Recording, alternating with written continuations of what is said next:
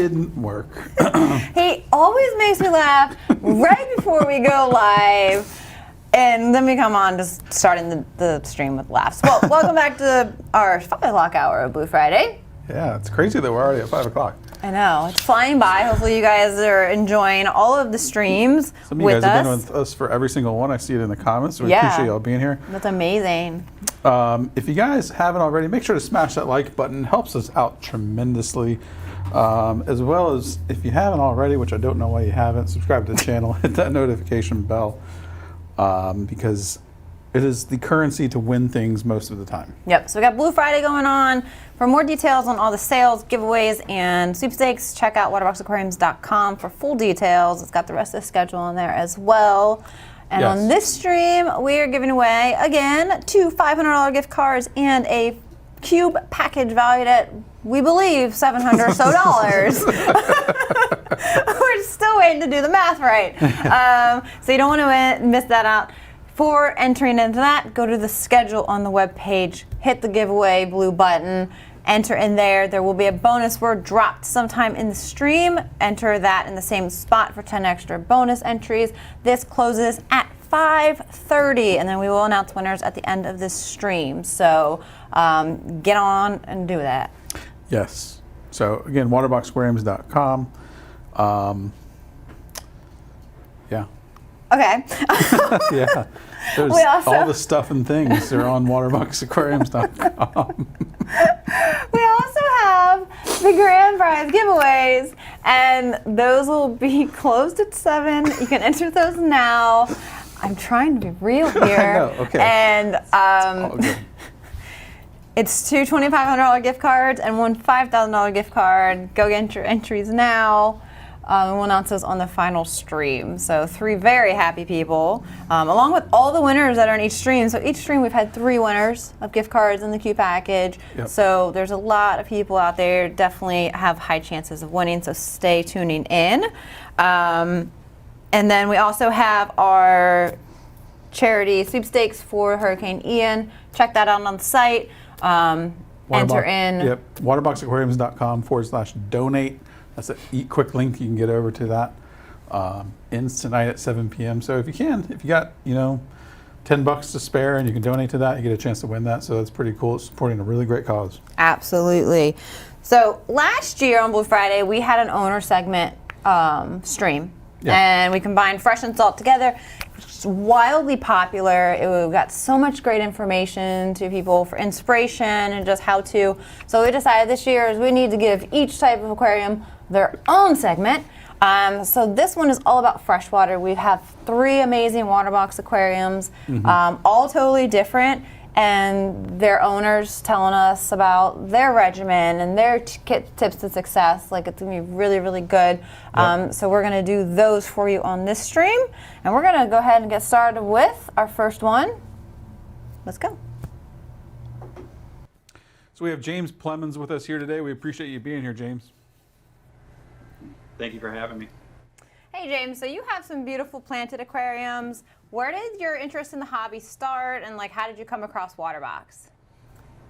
So it started as a kid, like a lot of people did, and my uncle really got me into it. Had this massive tank. It was probably not as big as I thought it was at the time, but a lot of neon tetras and different kinds of fish in there. I remember the neons most specifically, and from there I just kind of kept fish over the years off and on. So a lot of inspiration through YouTube and other aquascapers to kind of see what's possible.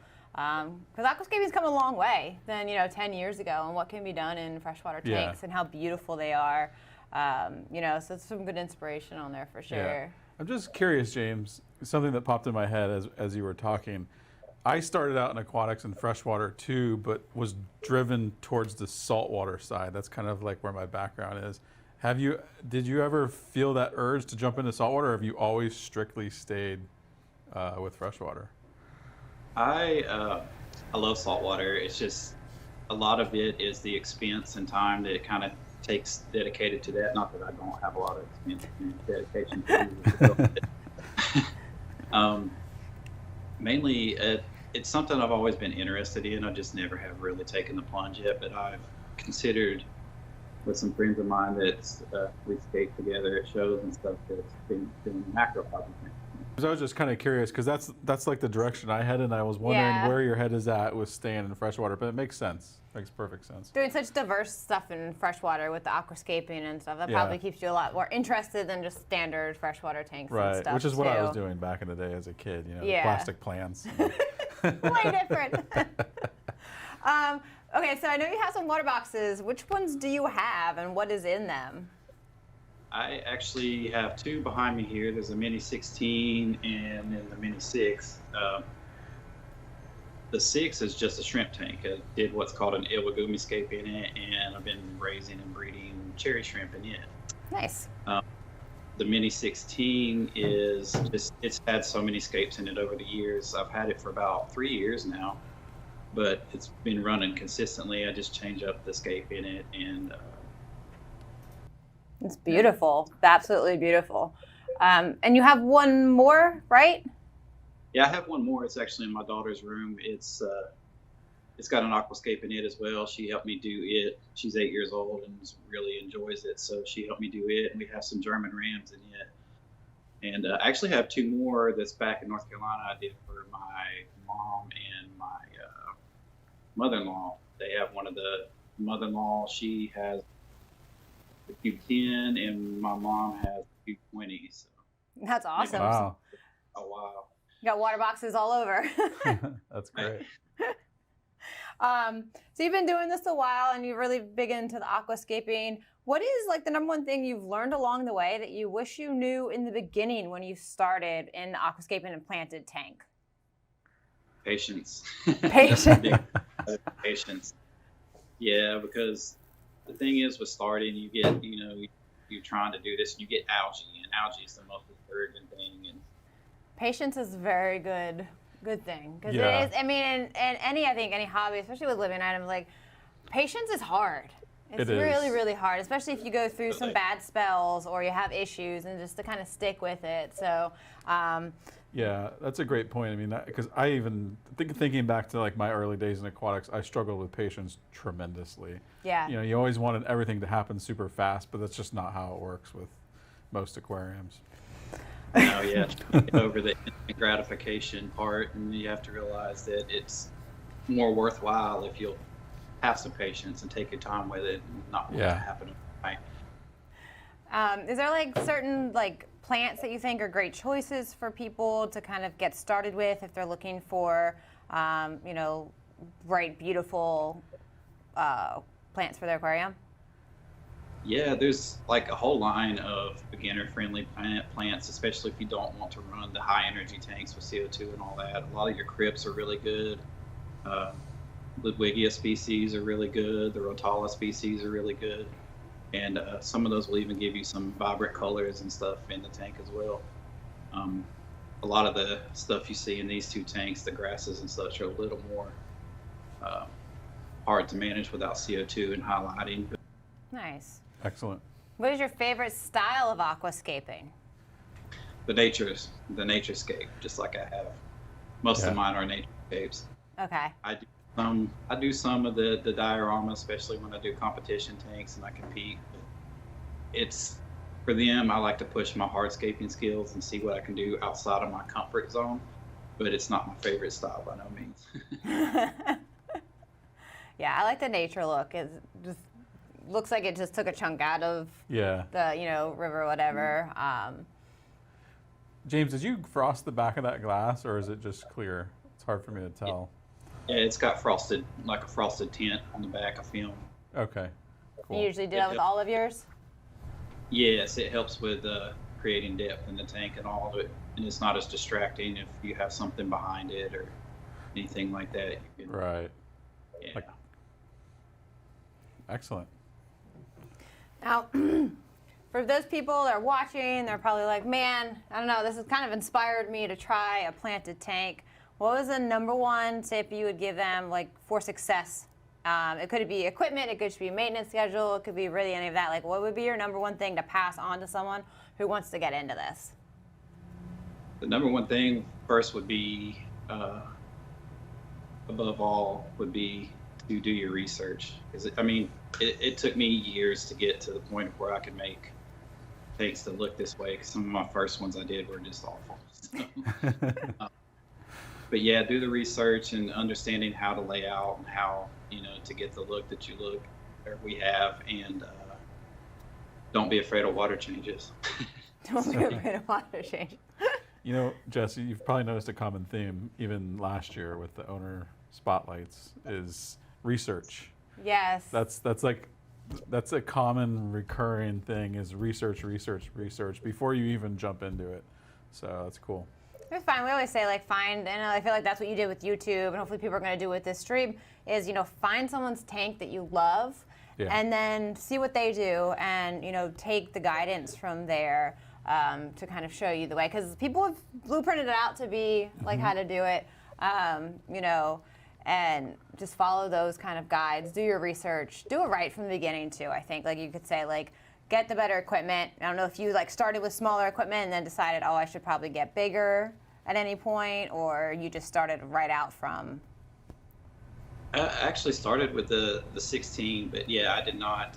It's the perfect size to be able to keep the water stable. The nano tanks are a little more difficult to deal with when you're talking stability and all learning. Mm-hmm. I always wondered, for someone who does kind of the high-tech tanks, what is your determining factor for people or yourself? When does a tank need CO2? When do you go from low tech to high tech? What are, yeah, that's a good question. What is that line that takes you to that side? Yeah, we actually get that question a lot because in all reality, all plants need CO2. It's just how much they need. So it depends on the plant itself, really, as to what plant you want to use. That's good to know. So pretty much any tank, don't be afraid of CO2. It's just going to make your plants even healthier and happier. CO2 sounds complicated, but the way it's laid out and most of the things you read and stuff, but you can find enough information out there. It's really not that complicated. Awesome. Cool. Yeah. All right, James. Well, we appreciate all that information. Hopefully some of our viewers get some good inspiration from his tanks and can really take advantage of that knowledge. So. Thank you so much for joining us. James, is there some social media platforms that people can find you on that you would like to put out there? Yeah, I use my Instagram page is my number one thing. It's where I post most of my tanks and stuff from there. It's on Instagram at James Nature Aquatics. All right, you guys definitely go check him out. And hopefully we got a lot of people coming and getting inspiration from you. Awesome. Thank you so much for joining us, James. Yeah, thank you. Thank you for having me. Thanks. Bye. So there you have it. That's James Clear Mini. Yep, absolutely beautiful. Looks so much bigger than in a little Clear Mini. So there's so much you can do with these. What's your 50% off right now? Yes. Hey. Yeah, you're looking to get in a Clear Mini. Now is the time. Someone asked, did we just go to this? These are pre-recorded, you guys. Just so you know, we're actually switching over to a recorded video we did prior. Just FYI. It looks like we're drifting teleporting away. For a second, and then we're back. Yeah. Yeah. So these are pre-recorded, so we can give the best content and audio and stuff like that. So. Yeah. So that was James Plemmons. We appreciate that. Again, you can follow him on Instagram. Mm-hmm. So we're gonna jump right into the next one, which is Courtney Johnson. This is a clear 4820. Yep. Check it out. So we have Courtney Johnson with us here today to show her absolutely amazing clear 4820. One of my favorite clear models, by the way. Welcome. Thank you so much for joining us. We're looking forward to it. Hi. Yeah, thank you for having me. I definitely appreciate it. Your tank is beautiful, so it's well deserving. So you have a 4820. How did you get into the hobby? How long has it been? Give us a little bit of your background. Sure. When I was young, my brother, he kept a lot of fish, a lot of angelfish and different things. And as a younger sister, I admired my brother and just thought his fish were amazing and beautiful. So about 17 years ago, I was actually shopping at Goodwill, believe it or not, and I came across a 55-gallon tank, kind of similar to this, but not nearly as pretty. Brought it home, and it's been a whirlwind ever since then. A couple years ago, I actually sold some fish to a lady, some cichlids, and she had plants, and that's when the whole plant just went crazy on plants, learning about them, researching them, and just absolutely love plants. I love fish equally, but plants are definitely too. So just to back up just real quick, how long have you been in the hobby again? About 17 years. Wow. That's awesome. Wow. Yeah, that's great. And you have the clear 4820, but you also have some clear minis as well, right? Yes, I have a 10-gallon and a 17-gallon. Awesome. And, And those, like, how long has that all of the different water boxes been set up? About 2 years in total. I think I got the small ones first, and then I went and got the big one. And honestly, now I want an even bigger one because they're so beautiful. Courtney, what drew you to Waterbox specifically? I just think they're just gorgeous tanks. The way they're made, the craftsmanship, customer service, and it's absolutely beautiful. I can tell it's made with quality, and that's important to me. Wow. Well, thank you. When you're just displaying such a nice variety of plants and stuff, you know, having a beautiful tank to match definitely Yeah. goes hand in hand Yeah. with that. So your 4820, it's jam-packed with beautiful, colorful plants. What is your maintenance and equipment that you're running on it, your maintenance regimen? I actually started doing the estimated index dosing about 2 months ago. So every other day I dose with micro and macro. I rotate them. And on the 7th day, I do a 50% water change. And I sell out of this tank, so I honestly don't do a whole lot of trimming because I'm always trimming to sell them. So Very that nice. is pretty simple, honestly. What's your equipment look like? I have the Waze Biomaster Thermo 350. And then right now I'm using 2 Flugel CO2 kits. I'm going to upgrade into get a bigger CO2 kit eventually here, but that's pretty much it. And then a skimmer that helps keep the CO2 moving and rotating around the tank. So pretty simple, but you got the CO2 going, of course, with the heavier planting. Yeah. Yeah. Yep, What kind of lighting absolutely. are you using? 2 Chihiro's Vivid Minis.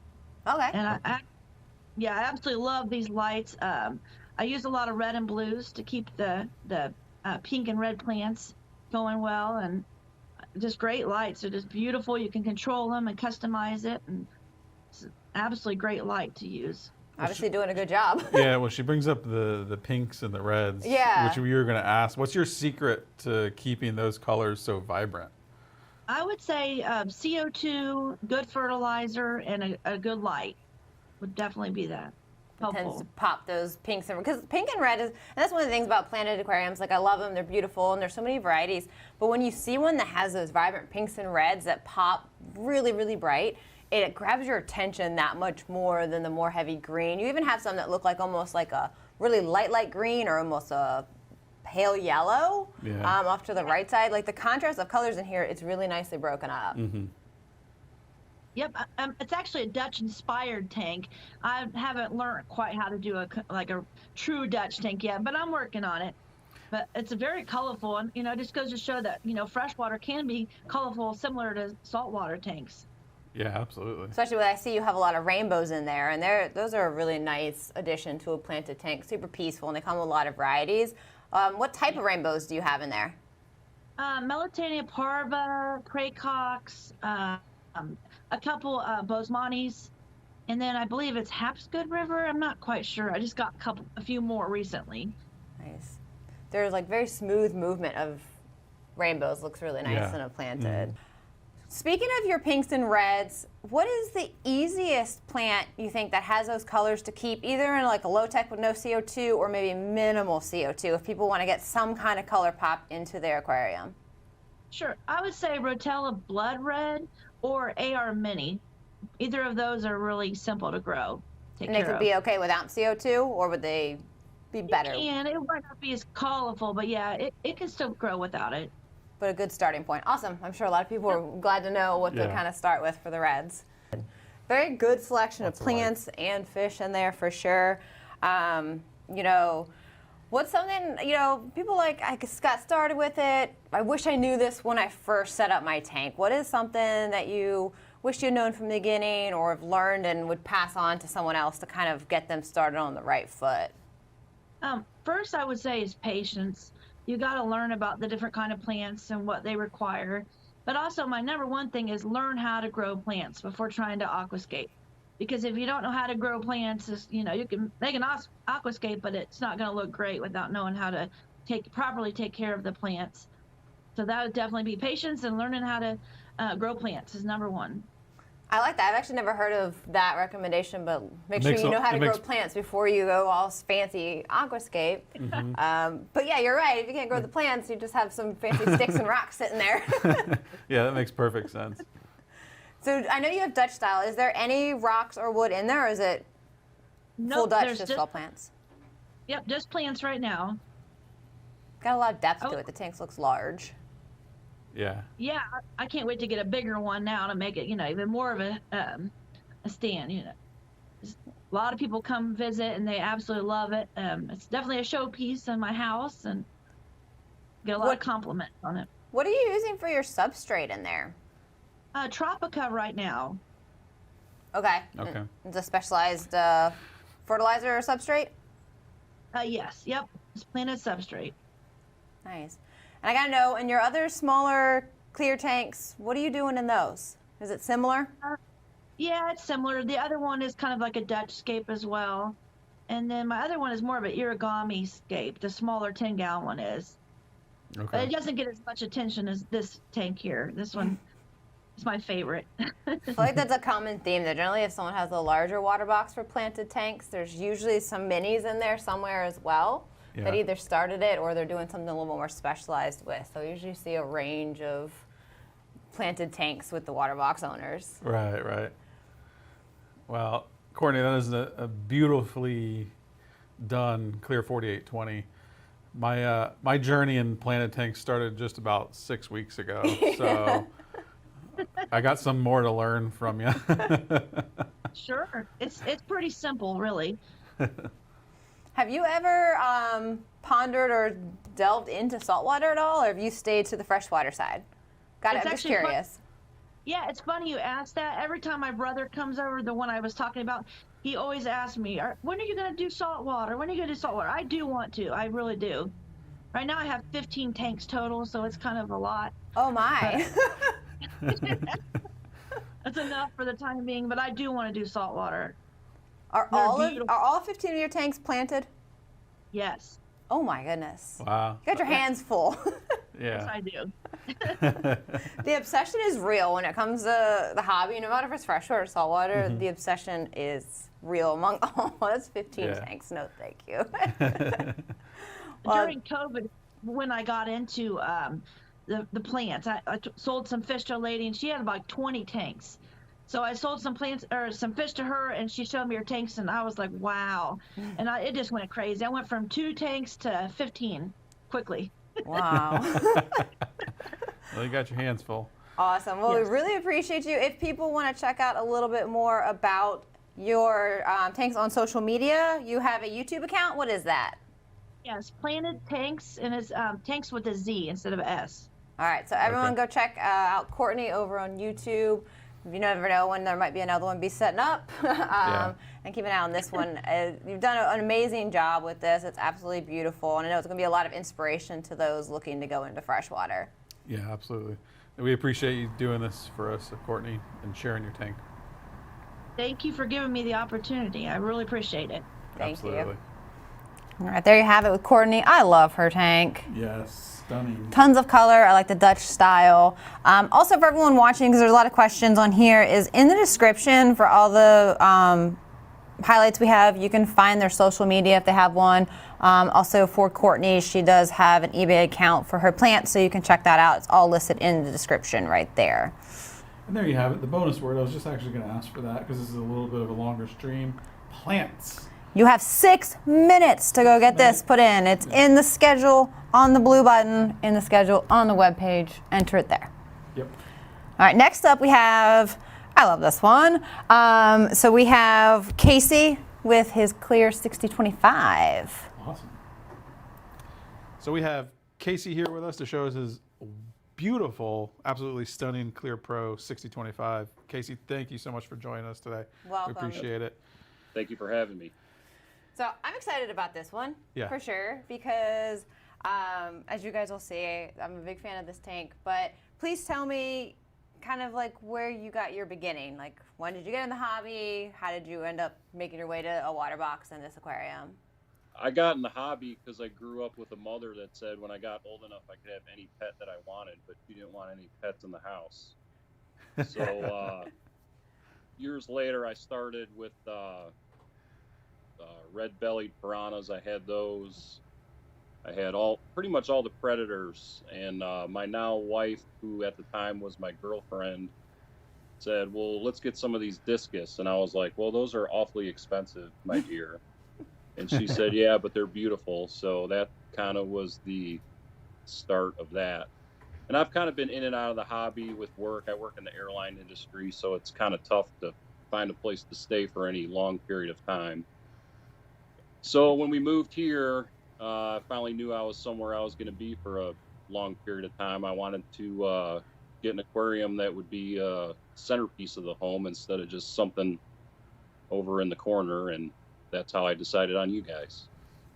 Cool. Well, so went from predators to discus. That's a big change in like personality, tank type, everything. I do want to go back and say just like with what you started with, I love this tank for many different reasons, but also because it stands out a bit from a lot of the other tanks that we're showcasing. So we have not showcased a discus tank, so this is really neat. Yeah. So how long has this one? So this is the Clear Pro 6025. How long has it been set up? It's pretty close to a year. I'm trying to remember. I think I bought it on Blue Friday in 2020. Oh, and okay. it took about 6 months to get it actually at my doorstep, obviously with all the problems that everybody had during that time period. So it was worth the wait. It gave me time to plan. It gave me time to really think about what I wanted to do with it, which is always helpful. But towards the end, it was getting a little like, okay, where is this thing at? You know, and then when it finally arrived, it was a good day. So all worth it. As definitely worth it. Yeah, I'm sure a lot of people right now are looking at this and saying, okay, but that's not a water box cabinet finish. It's not one of the ones I can get. I can already see. I'm so confused. I can already see the comments rolling through. They're going to be saying, where do I get this cabinet finish from? So what I love about yours is how it's set up is the shelving next to it and the cabinet have been all made to match seamlessly. Please, I'm sure a lot of people are going to want to know, how did you get to the covering of the cabinet? So this is our UV coated wood cabinet, available in white or black. Yeah. So how'd you get to this point? Well, I ended up buying the white cabinet because I figured if I had to put it somewhere else, white would go best with what's in my house. But we decided that that's where we were going to put it. And that's just vinyl that I ordered online. I found a outlet for it and was able to get samples coming in to try to match it up with the wood that I had, and found one that I liked and ordered a roll of it and covered it myself. So Casey, is it like a sticker vinyl? It's not like vinyl wood flooring. It's just it's like a big decal basically. Okay. It's like a vinyl wrap that almost like what you'd wrap a car with.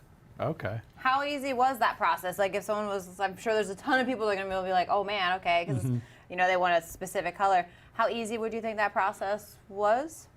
It wasn't hard per se, but it takes some time. You got to really kind of think about what you're doing before you start sticking it on there. But luckily the doors were off, so I kind of got a practice door and redid that door at the end when I was perfect with all the rest of the panels. So it wasn't too terrible.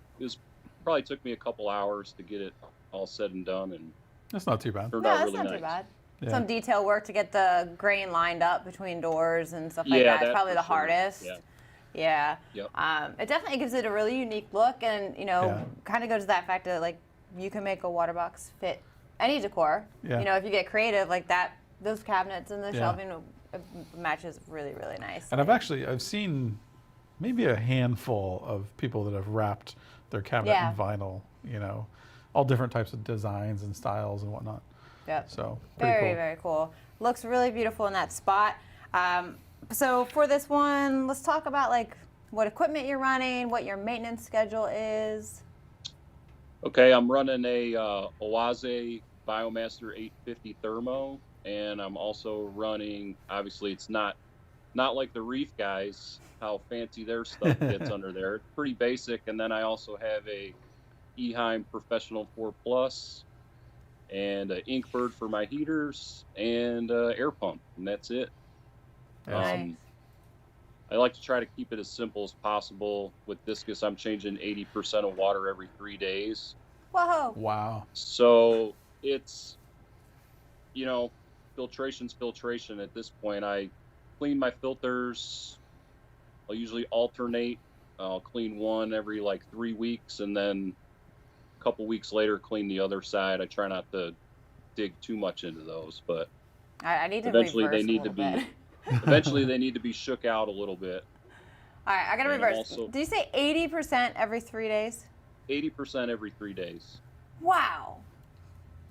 I try to get the water to where the fish can still stay upright in the water. That's about how far down I'll go.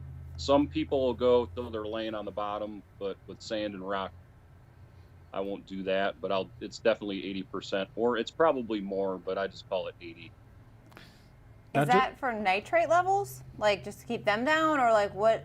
That's just a very That's large amount because- regularly. That's because that's what Discus people do. That's just our thing. That's what I was going to ask, Casey. Is that specific to keeping that species that they just require? Absolutely, and Yeah. I would say that that's probably the most important thing that anybody could do is Yeah. if you skimp on your water changes, that's when your problems are going to start. Wow. Okay. Very cool. Yeah, definitely. So pretty much a whole bunch of water changes, not really any dosing or anything for the plants too much? I did in the beginning, and then I quit. I was using some light fertilizer in the beginning, and I just kind of stopped putting it in there because Yeah. I put it in there, and I'm basically sucking it out 3 days later and putting it down the drain. So That's true. Casey, yeah, that makes a lot of sense actually. Casey, what about your feeding schedule? What does that look like, and what are you feeding the Discus? I feed them 2 freeze-dried blackworm cubes every morning, and then I feed them about 4 more times throughout the day. I use I think I have 5 different pellet foods that I feed them. I like to keep it kind of mixed up, and on water change day, they get frozen krill as a treat for dealing with my arms and pain and all that stuff. They So, get pretty upset with me when I'm in there.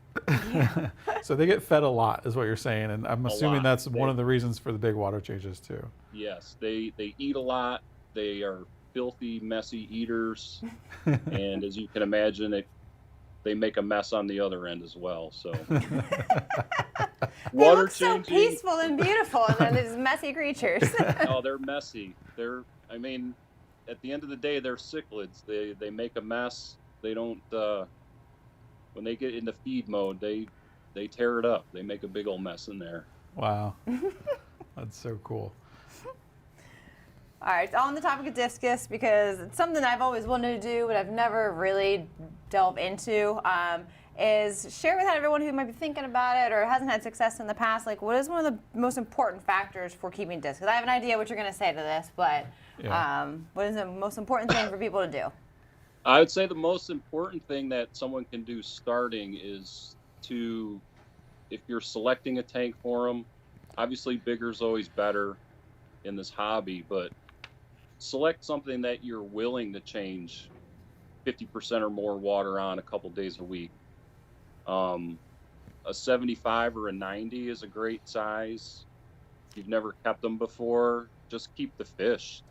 Maybe some light sand or nothing in it at all until you really get a handle on keeping them healthy and keeping them happy would be my biggest thing. And then, of course, change lots of water. They'll let you know when they're not happy. I mean, I've had times where I've had to go 5-6 days without changing water, and I can tell they are very upset about it. So you kind of get to read their personality on what's going on. If they're not up front like they are in the videos that I sent you guys, it's time to change water for sure. Imagine you have that process down pretty pat, where you are pretty hands-off and it just kind of quick water change. Yeah, it takes me about, I'd say it takes me about an hour. If I'm doing other tank maintenance, it'll take longer. but I usually siphon on Saturdays and just change water on Wednesdays, if I'm not Okay. mistaken. Casey, have you ever considered, or do you know of anyone that's utilizing some like automatic water changers for discus tanks, like kind of like we use in the saltwater part of the hobby? I actually do. I have a friend that lives in Sanford that just set up his tank to do an automatic drip in and drip out the other side, and I think it changes 40 gallons a day. Wow. Okay. Something like that. He set it up. I'm extremely jealous of him, but I'm not where I have it. I couldn't possibly set something up like that. But I would love to ideally, see how that sets up. Yeah. there's a lot of people that do that, and that's a great way to do it. I know that there's guys that breed that for their grow outs, they have it on a drip like that, so they don't have to, change 100% a day. It's constantly taking water in, putting water in, and taking water out. Yeah. That's a good concept. Would definitely make life easier if you do have the way to set that up. But like I said, if you get a pattern down an hour or twice a week to swap out the water change, that's not too bad. If you don't have 2 hours in your week to take care of your discus, you probably should have something else. Yeah. That's some Because good they advice. really do require the care, and we pay a lot of money for those fish, and they deserve it. So Yeah, for sure. Yeah. Makes perfect sense. What do you say would be like the biggest challenge of keeping discus? not buying more. not. I was at my my friend out in Brookville. He imports. That's where I got those fish from. And I was out at his place last night, and I was like, my God, how do I not spend $500-600 every time I come to your house? It's really tough. But the biggest thing is if you get a group that's good and healthy, and you're taking care of them well. Hardest thing is to try not to really change anything too drastically and keep them going. So like with finding a healthy specimen, of course, I'm sure that helps. But like, if you wanted to, could you add more to your aquarium, or is it kind of like they've got a group and it's risky to add outsiders in, kind of like cichlids are over time? I definitely could add more. At this point, I really don't want to deal with the quarantine process. I don't want to really have anyone come in and be ultra aggressive or have it change what I got going on. Buying a new fish and having it in quarantine for 2 or 3 weeks and making sure it's healthy is extremely boring, extremely necessary. And then you got to eventually mix it with the fish you have. So what we call a hero fish, we take our least favorite specimen and we'll take it out of the main display and put it in quarantine. And that way, if there's something with the new fish that's going to affect the entire group, it only affects one fish. And then well, this isn't really going to work out. Man, you got a least favorite who gets sacrificed to the quarantine just in case. I bought this group they all came out of the same tank from the same supplier, and they all went in at the exact same time right at the beginning. My Corys that you see running around in there, I had those in observation for about 4 weeks before the discus made it over I think they're from Malaysia. So I was pretty confident at that point that my Corys weren't really going to cause too much issue, and I knew since the discus were all from the same tank in Malaysia and we're in the same tank in Florida, there was no problems there. But once you start mixing or going to your local fish shop, seeing something you like, throwing it in there, and then waking up the next day to 8 or 9 fish that are jet black and covered in fuzz is pretty not a good time. So. That'd be devastating. Yours look so healthy, beautiful color on them. You can definitely tell that they're living a good life, and they look absolutely stunning. That's for sure. Thank you. I appreciate it. I'm extremely happy with them so far. So, one other thing I would say to like a beginner, there's a lot of places that sell 2-inch, 1.5-inch fish, really small juveniles. Juvenile discus are a bigger pain to take care of than, say, a 5 or 6-inch fish. Those fish require so much food. They require daily water changes, if not twice a day. Wow. to No thanks. prevent them from getting stunted in their growth. That anyone that wants to try it, get the biggest fish that you can afford. If you can afford 4.5-inch fish, go for it. If you can afford 6 or 7-inch monsters, which they're out there, do that as well. But the bigger fish are easier to take care of. They don't have to eat as much. You can keep them at a lower temp. I keep my temp at 85, but you can possibly keep them at 81, 82. They won't eat as much. It'll be a lot cleaner. But the little ones, a lot of people buy those little ones thinking it's going to be easier, but it's about 100 times harder because they require so much in that growing stage from 2 inches to 4 inches that, you know, you end up getting frustrated. You get death, all that stuff. I've done it. It's not fun.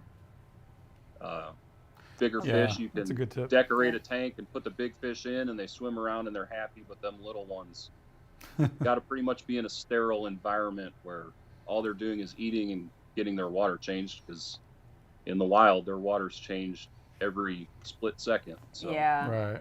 Stay away from the cute little babies, but it makes sense though, because of their shape, like a little 2-inch growing to a 4-inch, it's like, it's a lot of growth. You know, it's not like a long skinny fish going from 2 to 4. Like you've got a big body mass, so endless input of food. So stay away from the young, get bigger ones, better success at that. Awesome. Exactly. All right, well, you've given us the discus fever again, I think. Yeah. So we really appreciate you so much for coming on here and No sharing problem. your Thank beautiful you. water I box appreciate with it. us. Yeah, thank you, Casey. We appreciate it greatly. All right. Woo! Pretty amazing. Yes, very nice to see those 3.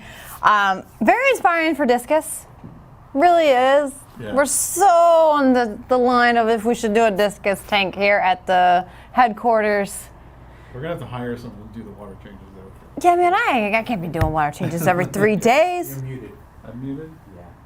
Right. I'm muted. Hang on, let me repeat everything I just said. Okay, I'm not muted. I don't know why I'm muted. Must have happened in my pocket. Yeah, Yeah, very so inspiring, beautiful. Yeah, we're gonna have to hire someone to do the water changes, but I do think a peninsula. 6-foot peninsula 6-foot discus. peninsula. Oh my God, Yeah. beautiful. And we've talked about it for years. We just Hardscape. have never done it Yeah. because they are a lot of work. And we have a lot of tanks here already. So never know. We There's might a see few. that as one of our future builds. Definitely, we both want to have Yeah. discus here. So Yeah. It's gonna happen eventually. yeah, really super cool to see 3 completely different setups. Get some inside information from those keeping them. A lot of good information.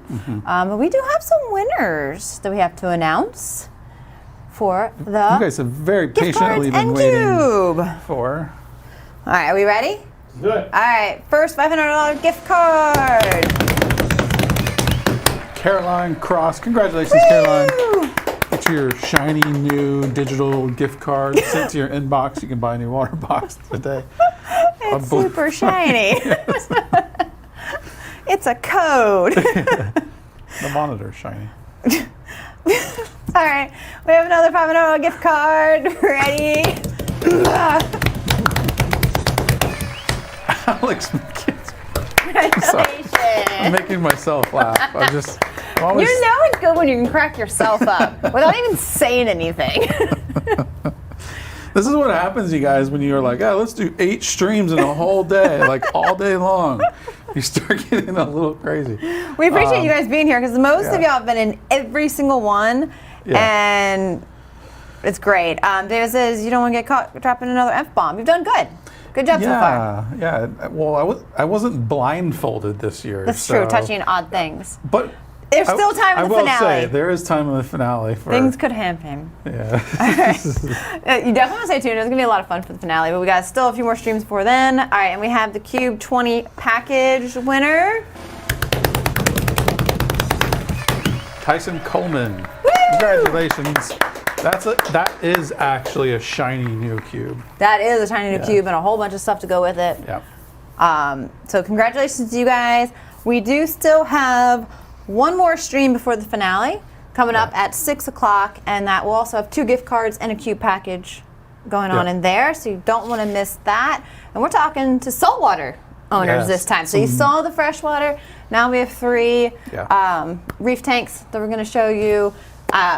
if you are into saltwater, Beautiful holy reef moly, you're going to Yeah. be blown away. So you don't want to miss it. And we'll see you in about 15 minutes. Cool. Make sure to smash that like button, subscribe to the channel, and hit that notification bell. Don't go anywhere. Make sure to join us for the next Blue Friday stream for more guests and giveaways. And don't forget, Blue Friday is the best day to save big on your new Waterbox aquarium. There will be sales on aquariums, accessories, and equipment.